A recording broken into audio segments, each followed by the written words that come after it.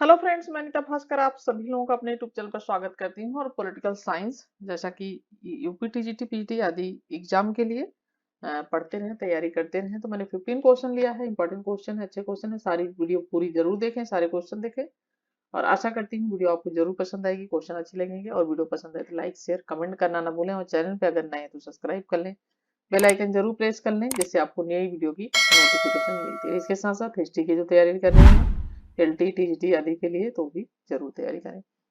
चलिए first question करते हैं। और फर्स्ट क्वेश्चन है, आनुपातिक प्रतिनिधित्व की व्यवस्था का प्रस्ताव ब्रिटिश संसद में सर्वप्रथम किसने प्रस्तुत किया? बेंथम, चर्चिल, थॉमस एयर, एटली। और राइट ऑप्शन इसका हो जाएगा फर्स्ट क्वेश्चन का ऑप्शन सी हो जाएगा।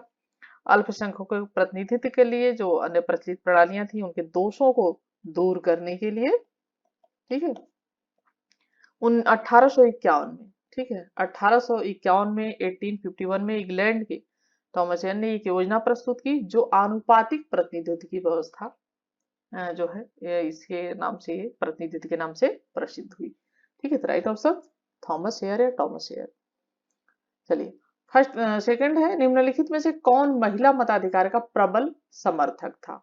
ठीक है, हेनरी मैन, सिजविक, मैकाले, लेकी। और राइट ऑप्शन क्या हो जाएगा? ऑप्शन बी हो जाएगा सिजविक। तो स्त्री मताधिकार के सबसे महत्वपूर्ण तथा प्रभावशाली जो समर्थक हैं वो कुछ पुरुष विचारक हैं, जिनमें जॉन स्टुअर्ट मिल भी है, जेरमी बेंथन भी है, थॉमस एयर भी है और सिजविक भी है। ठीक है, इसके अलावा कौन है? जॉन स्टुअर्ट मिल, जेस मिल, ठीक है, और उसके अलावा जेरमी बेंथम भी हैं। ठीक है, जेरमी बेंथम भी हैं और उसके अलावा थॉमस एयर हैं। ठीक है, ये भी हैं थॉमस एयर। और सिजविक हैं। ठीक है, सिजविक तो इसमें है ये। तो इसके अलावा ये लोग भी इसके समर्थक हैं और लोएले भी है इसमें। ठीक है, तो ये सारे नाम जो हैं ये महिला मताधिकार के समर्थक हैं। बाई चांस ये सब इसमें ये नाम न दे कि अगर ये कोई नाम देता है John Stuart Mill, जर्मी Bentham, Thomas air, तो ये भी महिला मताधिकार के समर्थक थे प्रबल। थर्ड क्वेश्चन, निम्नलिखित में से कौन एक जीन ब्लंडेल के सामुदायिक दबाव समूह के वर्गीकरण का एक वर्ग है? संस्थागत दबाव समूह, संरचनात्मक दबाव समूह, उत्थात्मक दबाव समूह या उपरोक्त से कोई नहीं। राइट ऑप्शन हो जाएगा ऑप्शन ए, संस्थागत दबाव समूह। तो जीन ब्लंडेल जो है दबाव समूहों को सांप्रदायिक या सामुदायिक या संग्रात्मक में विभक्त किया है इन्होंने। और उस सामुदायिक दबाव समूह को दो भागों में प्रथागत और संस्थागत में विभक्त किया है। ठीक है, एक प्रथागत और दूसरा संस्थागत। ठीक है, तो संस्थागत और प्रथागत में किसने किया है? जीन ब्लंडेल ने। फोर्थ है, निम्नलिखित में से किसने राजनीतिक दलों का व्यवहारवादी विश्लेषण किया है? Samuel J Ellsworth, SP Huntington, C F Strong, Hannah Arendt. और फोर्थ क्वेश्चन का जो राइट ऑप्शन हो जाएगा ऑप्शन ए हो जाएगा सैमुअल जे एल्सवर्थ।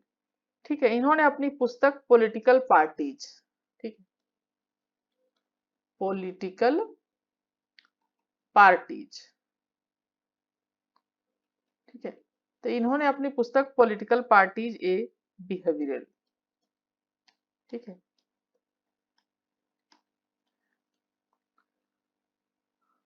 ठीक है, तो पॉलिटिकल पार्टीज ए बिहेवियर में इन्होंने, और बिहेवियर एनालिसिस, ठीक है, एनालिसिस, तो ये इनकी बुक का नाम है पॉलिटिकल पार्टीज ए बिहेवियरल एनालिसिस।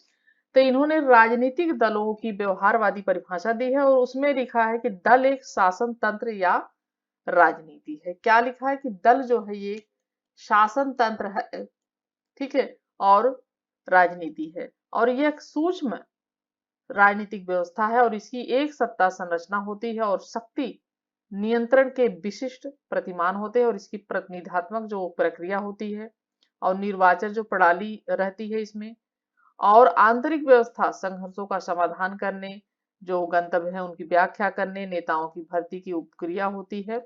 और कुल मिलाकर दल क्या करते हैं? ये एक निर्णय प्रक्रिया है ये। ठीक है, तो राइट ऑप्शन हो जाएगा राजनीतिक दलों को व्यवहारवादी विश्लेषण किसने किया है? वो है सैमुअल जे एल्सवेल्ड, पुस्तक पॉलिटिकल पार्टीज बिहेवियरल एनालिसिस। ठीक है, निम्नलिखित में से कौन एक साटोरी के राजनीतिक दलों के वर्गीकरण का आधार नहीं? राजनीतिक दलों की संख्या, राजनीतिक दलों के कार्य, दोनों की विचार व धाराओं की प्रकृति, दलों में विखंडन। और फिफ्थ क्वेश्चन का जो राइट ऑप्शन हो जाएगा इसका ऑप्शन बी हो जाएगा, राजनीतिक दलों के कार्य। तो साटोरी ने दल व्यवस्थाओं का वर्गीकरण करने के लिए त्रिमुखी आधार पे, ठीक है, त्रिमुखी आधार पर इसका जो प्रतिपादित किया है इसे, या त्रिमुखी आधार कौन से हैं? पहला है जैसे राजनीतिक दलों की संख्या, ठीक है, जो राजनीतिक दल हैं उनकी संख्या। दूसरा है दलों की विचारधारा, ठीक है, प्रकृति यानी उनकी विचारधारा क्या है, प्रकृति क्या है उनकी। तीसरी बात है दलों में विखंडन, ठीक है, तीसरा क्या है, विखंडन, किसमें? दलों में, ठीक है। तो ये तीनों जो है राजनीतिक दलों की संख्या, दलों की विचारधारा की प्रकृति और दलों में विखंडन की मात्रा, ठीक है। तो साटोरी ने एक राजनीतिक दलों वर्गीकरण का जो है आधार नहीं, तो राजनीतिक दलों के कार्य का जो है आधार नहीं है, ठीक है। तो राइट ऑप्शन हो जाएगा ऑप्शन बी। नेक्स्ट है, निम्नलिखित में से कौन एक अच्छे संविधान के आवश्यक तत्व हैं? दिए गए कूट की सहायता से सही उत्तर चुनिए। सुनिश्चितता, व्यापकता, संक्षिप्तता, परंपराएं, पांचवा है नमनीयता और कठोरता के मिश्रण। और सिक्स क्वेश्चन का जो राइट ऑप्शन हो जाएगा, ऑप्शन क्या हो जाएगा, सुनिश्चितता, ठीक है, व्यापकता, संक्षिप्तता और नमनीयता और कठोरता के मिश्रण। राइट ऑप्शन बी हो जाएगा, ठीक है। देखिए जो है लक्षण इसमें हो सकते, संक्षिप्त होना चाहिए, व्यापक भी होना चाहिए, अस्पष्टता और निश्चितता भी होनी चाहिए, स्पष्ट भी होना चाहिए और निश्चित भी होना चाहिए, और मौलिक अधिकार, स्वतंत्र न्यायालय एवं परिवर्तनशीलता मुख्य है। तो ठीक है, अच्छे संविधान की ये क्या है, संक्षिप्तता, व्यापकता और सुनिश्चितता, और ये हो जाएगा नमनीयता और कठोरता का मिश्रण होना चाहिए, ठीक है, अच्छे संविधान के आवश्यक तत्व हैं। नेक्स्ट है, संघात्मक शासन व्यवस्था का किसे विशेषज्ञ माना जाता है? सीएफ स्ट्रॉन्ग, एच फाइनर, के सीवियर, ए एच ब्रिज। और सेवंथ क्वेश्चन का जो राइट ऑप्शन हो जाएगा, ऑप्शन क्या हो जाएगा इसका, ठीक है, ऑप्शन सी हो जाएगा, के सी वियर। तो के सी वियर संघवाद के शास्त्रीय सिद्धांत से संबंधित है, ठीक है, और उन्होंने अपनी पुस्तक फेडरल गवर्नमेंट, ठीक है, क्या पुस्तक का नाम था उनका, ठीक है, उनकी पुस्तक का नाम था फेडरल, ठीक है, और गवर्नमेंट, ठीक है, और इसमें इन्होंने, ठीक है, इसमें इन्होंने क्या कहा है, लिखा है कि संघात्मकता के सिद्धांत में से मेरा तात्पर्य शक्तियों के विभाजन की किससे है, विधि से है। कौन सी पुस्तक है, फेडरल, ठीक है, फेडरल गवर्नमेंट, ठीक है, फेडरल गवर्नमेंट में इन्होंने लिखा है कि जो संघात्मक सिद्धांत से मेरा तात्पर्य शक्तियों के विभाजन की विधि से, जिससे सामान्य और प्रादेशिक सरकारों में हर एक अपने क्षेत्र विशेष से स्वतंत्र व क्या रहे, समकक्ष रहे, ठीक है। तो राइट ऑप्शन हो जाएगा केसी पियर, और इनकी पुस्तक जो है वो है फेडरल गवर्नमेंट, ठीक है। नेक्स्ट है, दुष्परिवर्तनशील संविधान वह है, सामान्य विधि निर्माण प्रक्रिया से संशोधित नहीं होता है, सरलता पूर्वक संशोधित नहीं होता है, विधायिका के 3/4 की बहुमत से संशोधित होता है, या विधायिका के 2/3 बहुमत से संशोधित होता है। राइट ऑप्शन हो जाएगा ऑप्शन है, सामान्य विधि निर्माण प्रक्रिया से संशोधित नहीं होता है दुष्परिवर्तनशील संविधान। तो दुष्परिवर्तनशील संविधान होते हैं जिनमें संघात्मक और साधारण कानून में मौलिक जो, ठीक है, भेद है, तो मौलिक भेद जो होता है वो समझा जाता है, तथा इसमें संवैधानिक कानूनों में संशोधन परिवर्तन के लिए साधारण कानूनों के निर्माण से क्या होता है, भिन्न प्रक्रिया जो होती है वो अपनाई जाती है। और जो साधारण कानूनों के निर्माण की प्रणाली से क्या होती है, वो क्या होती है, कठिन होती है, उससे जो साधारण निर्माण कानून प्रणाली होती है, तो दुष्परिवर्तनशील संविधान होता है संविधान सामान्य विधि निर्माण प्रक्रिया से संशोधित तो नहीं होता है, ठीक है, आसानी से। 9th क्वेश्चन है, भारत के संविधान पर सर्वाधिक प्रभाव डाला था? ग्रेट ब्रिटेन के संविधान ने, संयुक्त राज्य अमेरिका के संविधान ने, सोवियत समाजवादी गणतंत्र के संविधान ने, या भारत शासन अधिनियम 1935 ने? तो राइट ऑप्शन हो जाएगा 1935, भारत शासन अधिनियम 1935। तो संविधान के अधिकतर जो उपबंध हैं वो भारत शासन अधिनियम 1935 से स्वीकार करने से नए संविधान का आकार क्या है, उसका बढ़ भी गया है। और 1935 का अधिनियम बहुत लंबा और ब्यौरावार था काफी वो, और इस अधिनियम से जो है इस तरीके से चीजें बढ़ गई हैं 1935 के संविधान से। ठीक है, क्योंकि जो वर्तमान जो है वो था, क्योंकि लोग जो विद्यमान पद्धति थी उससे क्या हो गए थे, सुपरिचित हो गए थे। तो भारत शासन अधिनियम 1935 से लिया गया है ज्यादातर। 10th है, शिक्षा के अधिकार को जीवन के अधिकार के अंतर्गत भारतीय सर्वोच्च न्यायालय द्वारा निम्न में से किस वाद में सम्मिलित किया गया है?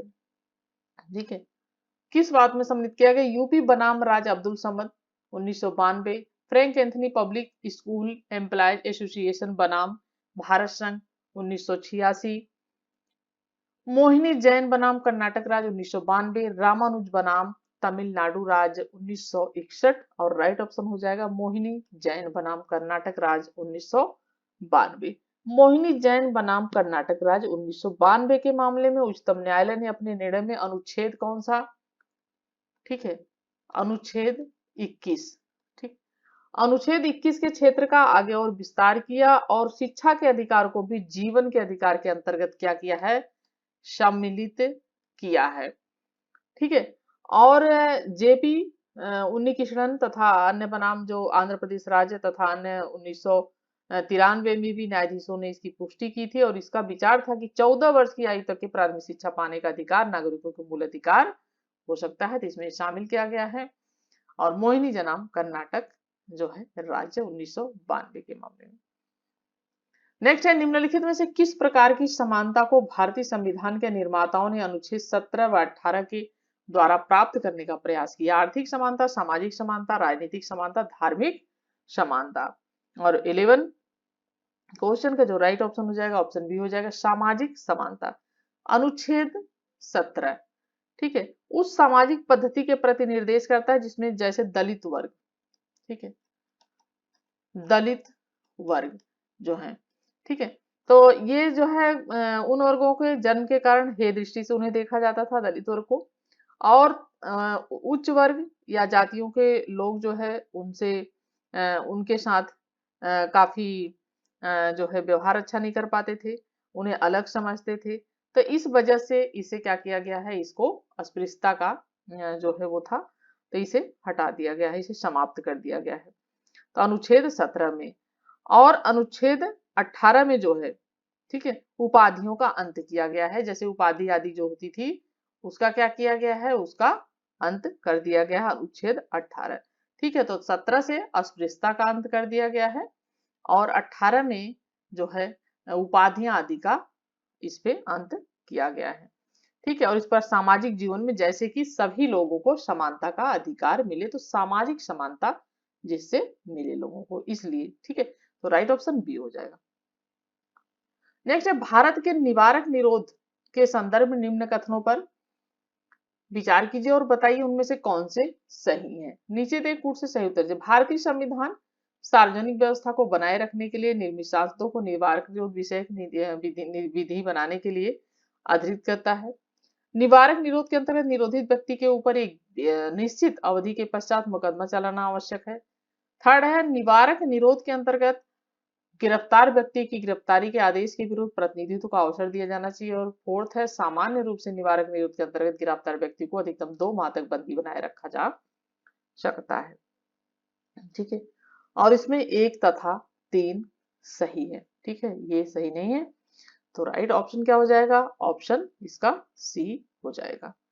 ठीक है, सरकार जैसे कि निवारक निरोध के अधीन विरुद्ध व्यक्ति को केवल 3 माह तक जो है अब रक्षा में निरुद्ध कर सकती है, और वह गिरफ्तार व्यक्ति को 3 माह से अधिक के लिए निरुद्ध करना चाहती है तो उसे जो सलाहकार बोर्ड है उसका प्रतिवेदन जो है उसको प्राप्त करना होगा, अगर 3 माह से अधिक करती है तो।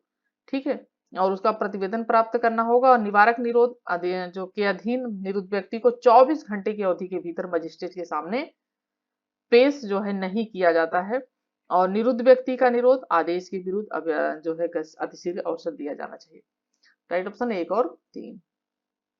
नेक्स्ट है, राज्य के नीति निदेशक और मौलिक अधिकारों के बीच विवाद का सर्वप्रथम प्रश्न उठा था। चंपकम दोराई राजन बनाम मद्रास राज्य में, कामेश्वर सिंह बनाम बिहार राज्य में, सज्जन सिंह बनाम राजस्थान में, बेलाबार बनाम पश्चिम बंगाल राज्य में। और 13 क्वेश्चन का जो राइट ऑप्शन हो जाएगा, ठीक है, ऑप्शन ए हो जाएगा, चंपकम दोराई राजन बनाम मद्रास राज्य में। ठीक है, मूल अधिकारों तथा नीति निषेध सिद्धांतों के जो वो हैं, ठीक है, पारस्परिक संबंध के विषय में जो न्यायपालिका है उसका दृष्टिकोण परिवर्तित होता रहा है। और मद्रास राज्य बनम चंपकम दोराई राज्य, ठीक है, चंपकम दोराई राज्य जो है राजन मामले में सर्वोच्च न्यायालय ने कहा था कि राज्य के नीति निर्देशक सिद्धांतों को जिन्हें स्पष्टतः अनुच्छेद, ठीक है, अनुच्छेद 37 के अनुसार, ठीक है, 37 के अनुसार न्याय योग्य नहीं बनाया गया है। कौन से अनुच्छेद के अनुसार? 37 के अनुसार, जो कि नीति निर्देशक सिद्धांतों में आता है। ठीक है, और क्योंकि 36 से 51 जो है नीति निर्देशक सिद्धांतों में आता है, और 37 के अनुसार न्याय योग्य नहीं बनाया गया। और संविधान का जो तृतीय भाग है उसमें जो मूल अधिकार दिए गए हैं, भाग थर्ड में, जैसे कि आप जानते हैं भाग थर्ड में मूल अधिकार है, तो भाग थर्ड में जो मूल अधिकार दिए हैं उसकी अपेक्षा वरीयता नहीं प्रदान की जा सकती है। तो राइट ऑप्शन है, ऑप्शन है चंपकम दोराई बनाम मद्रास राज्य में। तो राज्य के नीति निदेशक और अधिकार विवाद का सबसे पहले प्रश्न उठा था इसमें। ठीक है, नेक्स्ट है, भारतीय संविधान के किस भागों में आर्थिक न्याय को संविधान का लक्ष्य घोषित किया गया है? प्रस्तावना और मौलिक अधिकार, प्रस्तावना और नीति निर्देशक सिद्धांत, मौलिक अधिकार और नीति निर्देशक सिद्धांत, प्रस्तावना, मौलिक अधिकार और नीति निर्देशक सिद्धांत। और 14 क्वेश्चन का राइट ऑप्शन हो जाएगा ऑप्शन बी, प्रस्तावना और नीति निर्देशक सिद्धांत। प्रस्तावना में जिस आर्थिक न्याय और अवसरों की समानता का प्रावधान था, ठीक है, क्योंकि आर्थिक न्याय और अवसर की समानता, ठीक है, उसे पूरा करने के लिए जनता सरकार ने 44वां संशोधन अधिनियम 1978, कौन सा संविधान संशोधन? 1978, अनुच्छेद 38, ठीक है, 1978 अनुच्छेद कौन सा? 38 खंड 2 स्थापित किया। और यह उपबंध किया गया कि राज्य विशिष्टया आय की असमानताओं को कम करने का क्या करेगी? प्रयास करेगी। ठीक है, तो राइट ऑप्शन प्रस्तावना और नीति निर्देशक सिद्धांत न्याय को संविधान का लक्ष्य घोषित किया गया। 15 और लास्ट क्वेश्चन है, निम्नलिखित में से किस समिति ने भारतीय संविधान में मौलिक कर्तव्य को समाविष्ट करने की संस्तुति की? बरुआ समिति, रामास्वामी समिति, सीकरी समिति, स्वर्ण सिंह समिति। और 15 क्वेश्चन जो राइट ऑप्शन हो जाएगा ऑप्शन डी हो जाएगा इसका। ठीक है, मौलिक कर्तव्य, तो राइट ऑप्शन डी हो जाएगा स्वर्ण सिंह समिति। ठीक है, देखिए आपातकाल के दौरान इंदिरा गांधी ने स्वर्ण सिंह समिति की सिफारिश पर, इंदिरा गांधी की सरकार थी, ठीक है, और स्वर्ण सिंह समिति की सिफारिश पर 42वां संविधान संशोधन, कौन सा संशोधन? 42वां। ठीक है, तो 42वां जो संशोधन हुआ कब हुआ? 1976 में। तो 42वां संविधान संशोधन 1976 के माध्यम से 10 मूल कर्तव्यों को इसमें शामिल किया। कितने मूल कर्तव्य थे? 10। ठीक है, तो 10 मूल कर्तव्यों को इसमें शामिल किया था स्वर्ण सिंह समिति की सिफारिश पर। ठीक है, तो 15 क्वेश्चन कंप्लीट होते हैं। क्वेश्चन आपको कैसे लगे? आशा करती हूँ अच्छे लगे होंगे, आपके लिए हेल्पफुल रहेंगे। आगे आने वाले LT, TGT, PG, UG net आदि के एग्जाम में या PCS आदि के एग्जाम में, SSC आदि के एग्जाम में, सभी में पूछे जाते हैं। और वीडियो पसंद आई हो तो लाइक, शेयर, कमेंट जरूर करें। चैनल पे नए हो तो सब्सक्राइब कर लें। Thank you for watching video.